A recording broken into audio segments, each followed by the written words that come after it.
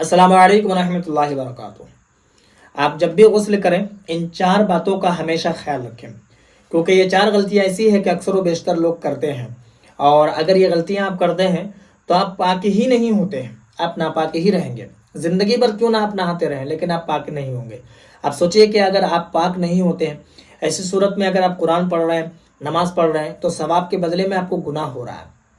तो पहले तो करते क्या है, अक्सर बेशतर लोगों को देखिएगा कि जब वो नापाक हो जाते हैं तो फिर वो नहाने में, गुस्ल करने में बहुत देर करते हैं। मिसाल के तौर पर अभी ठंड का मौसम चल रहा है, रात में अगर नापाक हो गए तो दिन में 10 बजे वो नहाएंगे। बहुत सारे लोगों को हमने ये भी देखा है कि अगर वो सोमवार मंगल को अगर नापाक हो गए तो जुम्मा का इंतजार करेंगे, जुम्मा ही को वो नहाएंगे। देखिए, अगर आप नापाक हो जाते हैं तो नापाक होने के बाद जितना जल्द हो सके, अगर कोई शरई उज़्र नहीं है, मजबूरी नहीं है, तो जितना जल्दी हो सके आप गुस्ल कीजिए। और वैसे भी अगर नापाक होते हैं और अगर कहीं जाते हैं, कहीं आप रहते हो, तो उस जगह पर रहमत के फरिश्ते नहीं आते हैं। ठीक है, इस बात को आप हमेशा ख्याल रखें।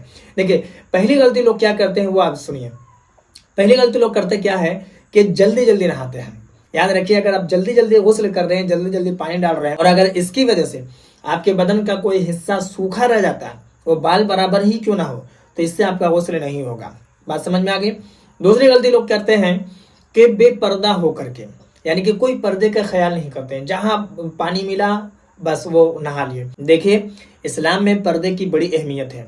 अगर आप पर्दे में नहीं नहाते हैं और आपका सतर अगर कोई दूसरा देखता है तो गुस्ल तो आपका हो जाएगा, लेकिन सतर जो आपका दिख रहा है, जो आप दिखा रहे हैं, उसका आपको गुनाह होगा। तो आप जब भी नहाएं पर्दे का जरूर ख्याल करें कि ऐसी जगह आप नहा रहे हैं जहां पर कोई आपको नहीं देख रहा है। अगर कोई देख रहा है तो बेहतर है कि आप पर्दे का इंतजाम कर लें। ठीक है, यहाँ पर एक मसला मैं आपको ये भी बता देता हूँ कि अगर बिल्कुल पर्दे का एहतमाम है, बिल्कुल चारों तरफ से और ऊपर से भी कोई आपको देख नहीं सकता है, तो ऐसी सूरत में आप बिना कपड़े के भी नहा सकते हैं। बस इतना ख्याल रखें कि किबला की तरफ आपका रुख नहीं होना चाहिए, ये मना किया गया है। ठीक है। अब तीसरी गलती क्या करते हैं लोग कि नापाक कपड़ा पहन करके ही गुस्ल करते हैं। यानी कि जैसे कपड़े में नापाकी लग गई और उस कपड़े को पाक करें, फिर दूसरा कपड़ा पाक कपड़ा पहने, फिर आप गुस्ल करें, ये मसला है। लेकिन बहुत सारे लोगों को आप देखिएगा, शायद आपसे भी ऐसा होता होगा कि जैसे कपड़ा नापाक हो गया उसी को पहनकर नहा लिए, उसके बाद कपड़ा चेंज कर लिए। देखिए, ऐसे में आप नापाक ही रह जाते हैं। क्यों? वो जो कपड़ा नजिस है, नापाकी लगी हुई, वो कपड़ा अगर भीगता है तो नापाकी कपड़े में फैल जाती है। पूरा कपड़ा भीग गया तो पूरा कपड़ा नापाक हो गया, और उसी कपड़े को आप नहा रहे पहन करके, तो इससे क्या हो रहा है कि आपका बदन नापाकी हो रहा है। और कपड़ा पाक करने का क्या तरीका है कि उसको इस तरीके से धोएं से उससे नजासत, जो उसकी जो नजासत है वो खत्म हो जाए। और 3 मरतबा उसको निचोड़ना, यानी कि 3 मरतबा पानी में धोए, फिर 3 मरतबा निचोड़े। इस तरीके से निचोड़े कि पानी का कतरा बाकी ना रहे। ये जो शरीयत का हुक्म है, तो आप उसे नहा रहे हैं पहन करके, तो ऐसा आप ना करें। ठीक है। और आखिरी और चौथी गलती जो है वो अक्सर बेशतर लोग इस पर तवज्जो नहीं देते हैं कि जो फराइज गुस्ल है उसको अदा नहीं करते हैं।